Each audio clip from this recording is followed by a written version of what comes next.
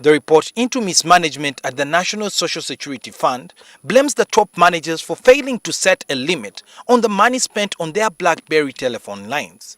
It also faults the NSSF corporate secretary for making the company incur a bill of 8 million shillings for his personal calls in just 1 month.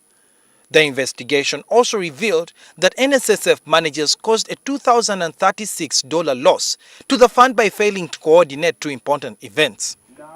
The IGG singled out the former NSSF Managing Director Richard Biarugaba for replacing an employee chosen to attend a summit in Dubai without consulting the board. The inspectorate also took issue with the unauthorized sale of Block 4 and Plot 434 on Namirembe Road by the former NSSF managers. The managers of NSSF failed to do a proper investigation about that land and sold it ostensibly because at a value, at the same value they had bought it, because they claimed it had no access to a public or private road. But our finding was that actually this land had had access to a public road for the last 40 years. The whole issue around access and the fact that we were encircled by one person who had all the other pieces of land, I think does create a big problem for the fund, and therefore would not have been able to negotiate ourselves.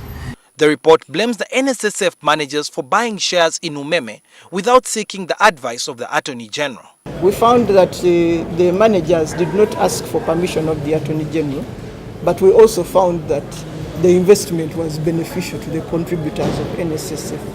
The report recommends that the former corporate secretary refunds 1.5 million shillings spent on personal calls. It also calls for stern action against the former managing director for taking decisions unilaterally.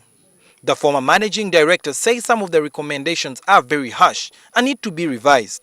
My intention is to try and go back to the IGG and present what I think is reasonable information and evidence to show that I took due care and therefore shouldn't be sanctioned.